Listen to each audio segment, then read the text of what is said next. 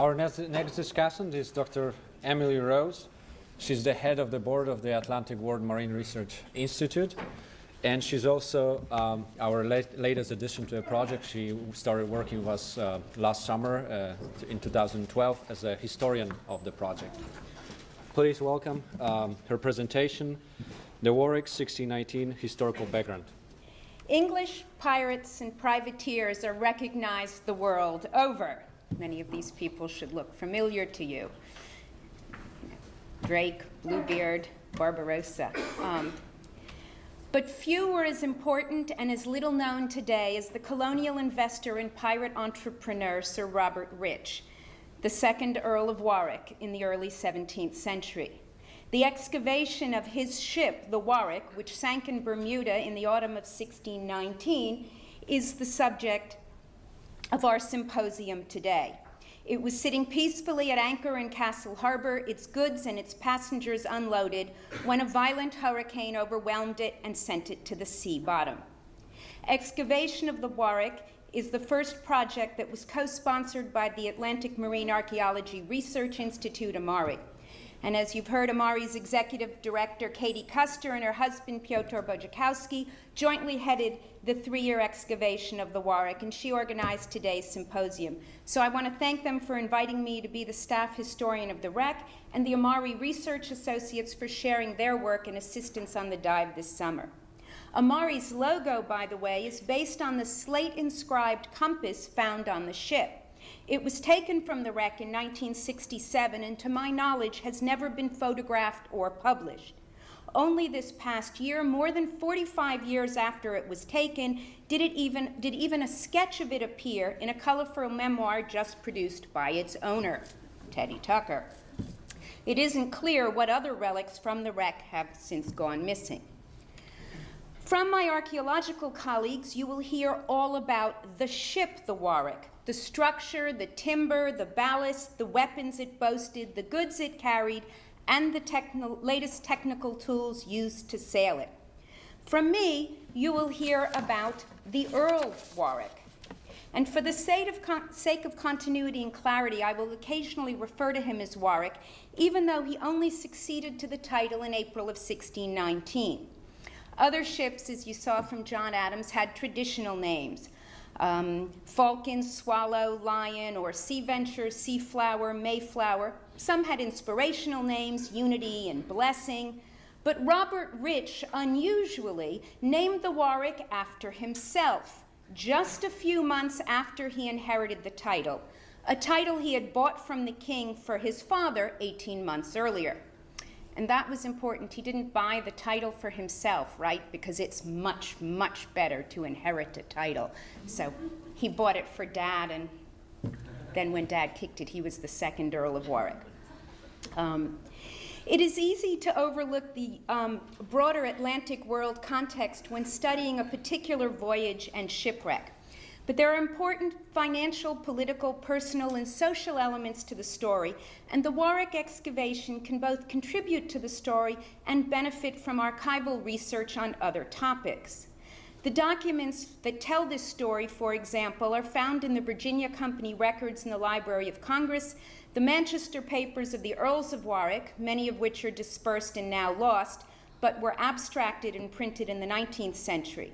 And some of those, which were the Rich family papers, are now in Bermuda.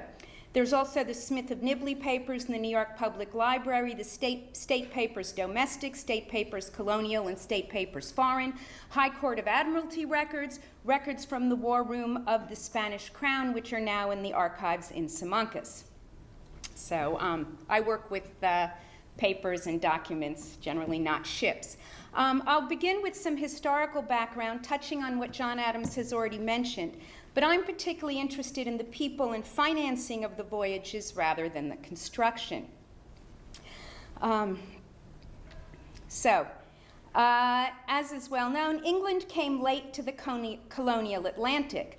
By the time she established her first colony in North America, Spain and Portugal had been at it for 100 years. The English colony of Roanoke was quickly abandoned when it could not be supported by the mother country. The ships intended to resupply the infant colony were instead used to fend off the Spanish Armada attacking England. Not the Warwick, as was once believed, but one of the Earl's other ships, the White Lion, may indeed have participated in the Armada's defeat. We are working on a paper trail, so some Armada ships survived, but as you'll see, not the Warwick.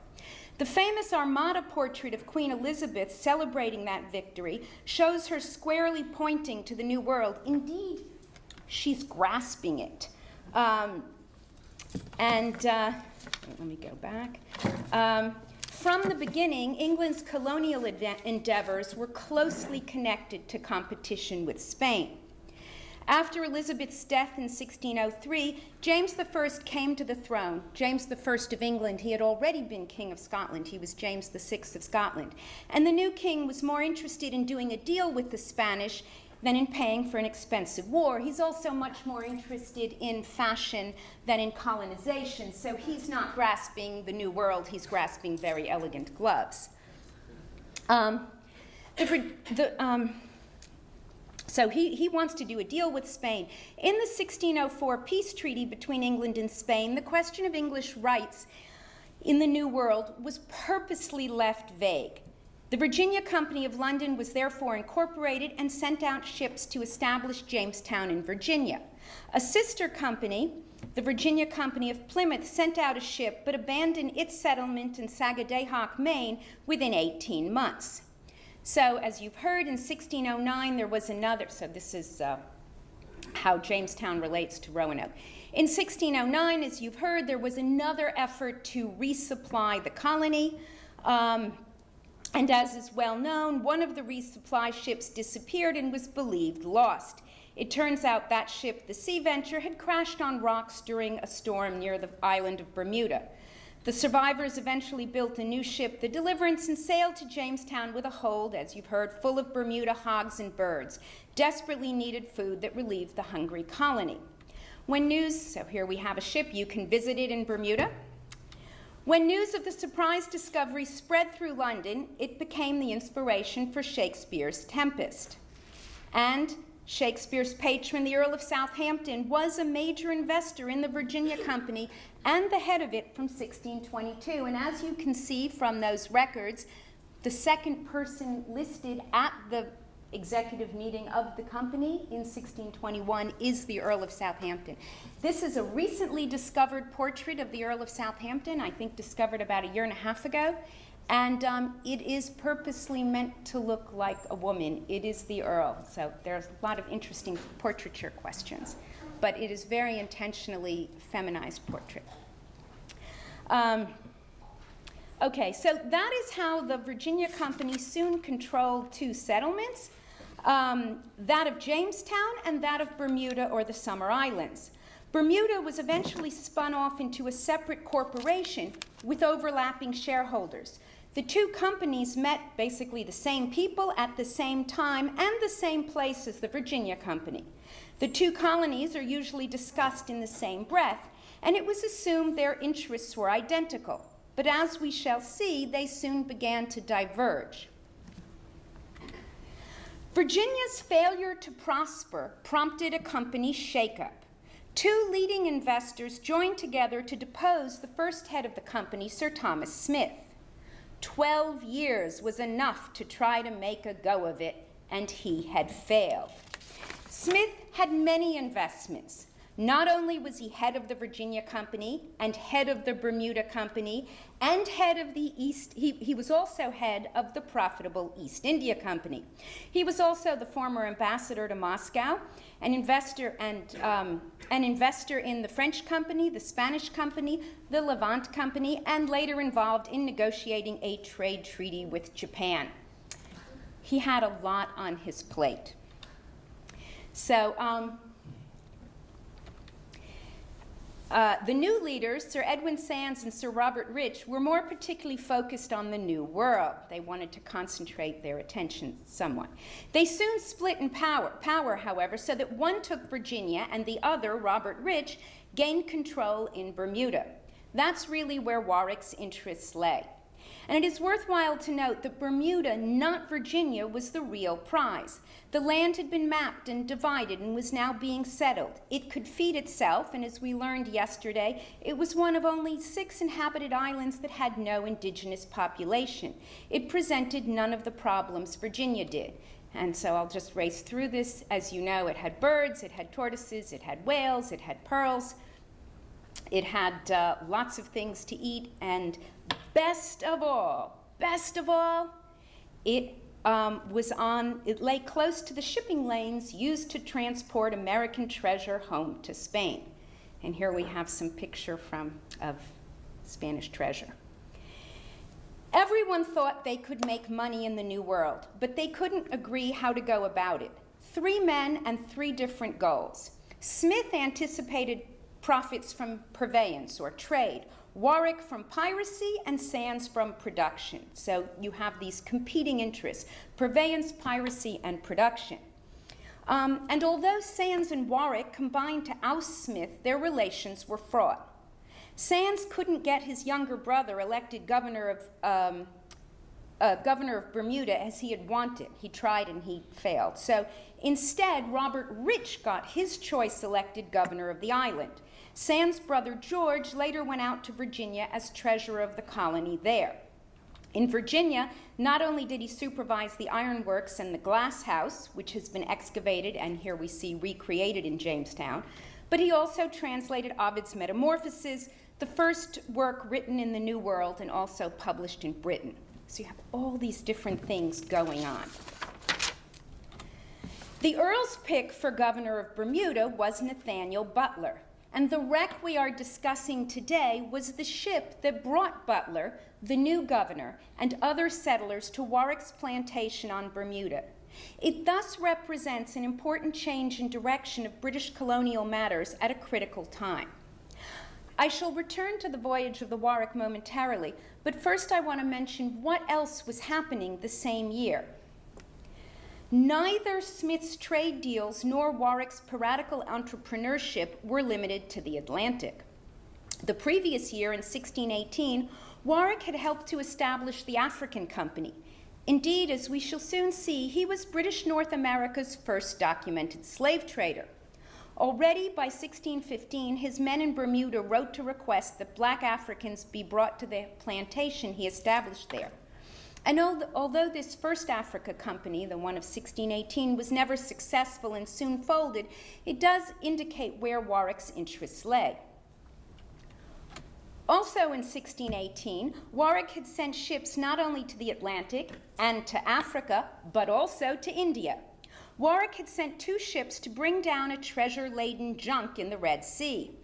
The problem was that the object of his piracy was owned by the mother of Shah Jahangar of India. And here we have a contemporary picture of the Shah and an modern artist's conception of his mother. The English East India Company, fearful that such a pirate attack would impede their newly won trade deal in India, just barely intercepted his ships and had Warwick hauled before the Privy Council to be chastised about risking English interests abroad. And in this somewhat damaged picture, we have a contemporary, Jahangir investing a courtier with a robe of honor, and he's watched by the English ambassador to the court, Sir Thomas Roe, who was at Agra from 1615 to 18, and some other Englishmen there.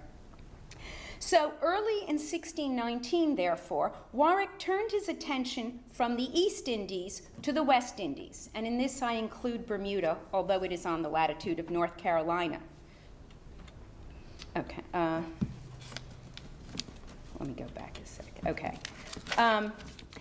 So Warwick succeeded to the title of Earl. So he was hauled before the Privy Council in January. He succeeded to the title of Earl in April. He also bought a ship the same month.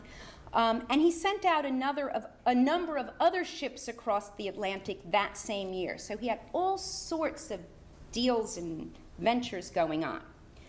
Among those ships that he is supervising and financing in 1619 were the Treasurer, the White Lion, an unnamed pinnace, and the Warwick.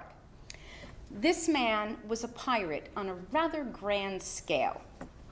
So, The pinnace was a small, swift boat he sent to Jamestown to pick up the controversial governor of that settlement, Samuel Argall, who was about to be arrested and brought back to London for prosecution and possibly execution.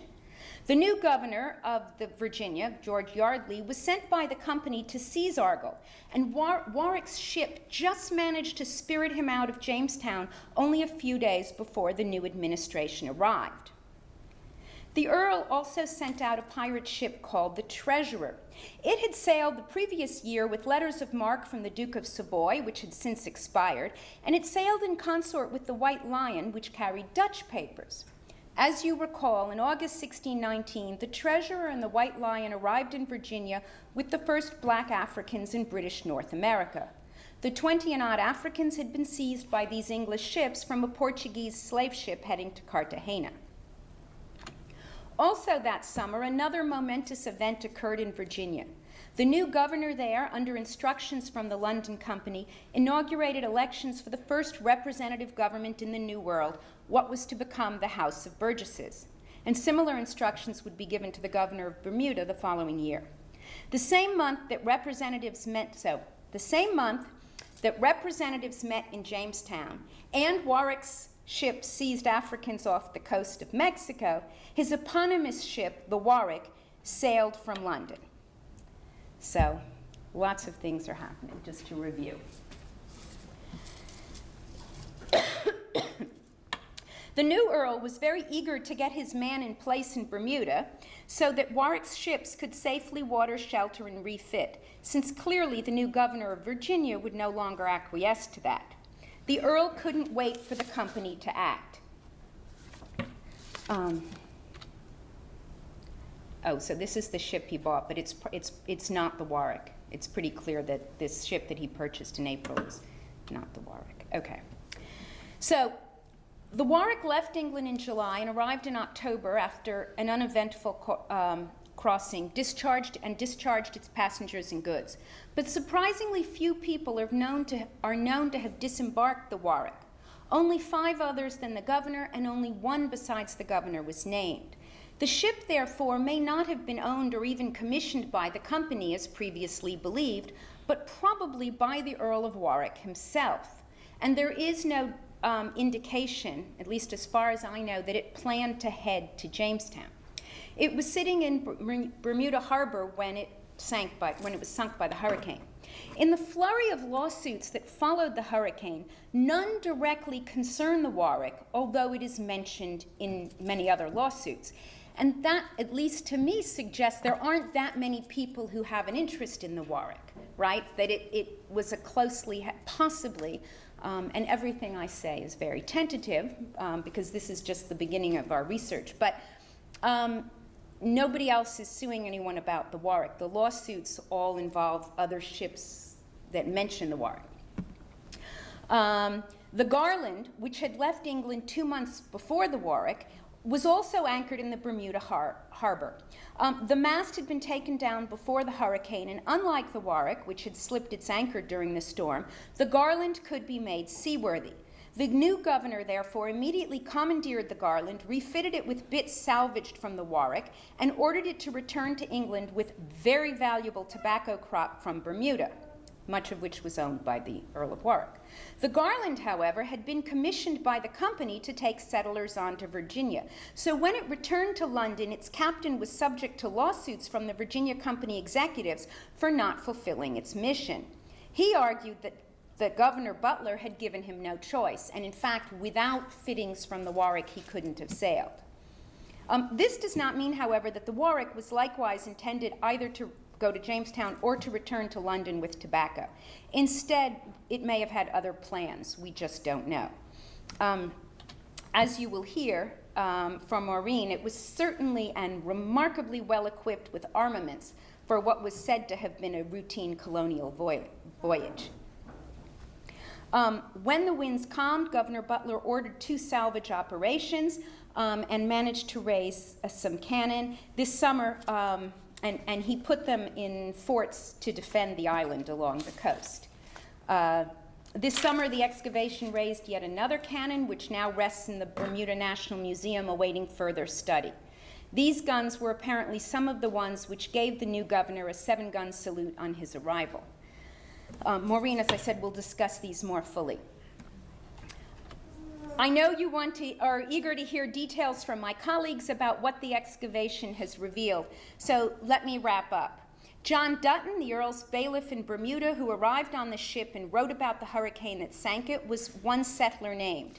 He later became a sea captain and is documented in 1627 in the East Indies. Warwick's protege, Nathaniel Butler, the author later on of Butler's Sea Dialogues, spent 3 years in office in Bermuda and on his way home to England stopped in Jamestown for a few months. It was his damning report on the conditions there, which circulated in London with the title The Unmasked Face of Virginia, that brought about the end of the Virginia Company. And for those of you who know the history of Virginia and the very, very bitter factional battles that divided it, you have the Earl of Devonshire, you have the Earl of Southampton, Sir Edwin Sandys up there, and on the other side you have Warwick and Butler and John Poree. And it's not an accident that we don't have pictures of most of Warwick's associates and many of the people involved in Bermuda. I mean, it's a different type of person. We have no known picture, as far as I know, of Butler. So anyway, it was Butler's report on Virginia, The Unmasked Face, which Warwick and others used to help bring about the end of the Virginia Company in 1624. The Bermuda Company continued, as I said, almost with most of the same investors, but the Bermuda Company continued. The Earl of Warwick went on to establish the slave colony of Providence Island, not Providence Island in the Bahamas, but Providencia off the coast of Nicaragua, which was highly profitable, a slave colony, until it was overrun by the Spanish in 1640. He also was instrumental in establishing an English presence on St. Christopher's, better known as St. Kitts, which was settled by the English in 1623. And having given up his brief interest in Virginia when Sandys cemented control, Warwick also played a role in the competing settlement of New England the following year. It is worth noting that after Warwick turned his attention away from Virginia, so long as Sandys was in control, no new Africans were brought to the colony. And that's something I continue to pursue. Some people believe that Sandys and Warwick fell out over the controversial tobacco contract with the Crown in 1622, but close scrutiny suggests that they split as early as 1619 over the issues of slavery and piracy.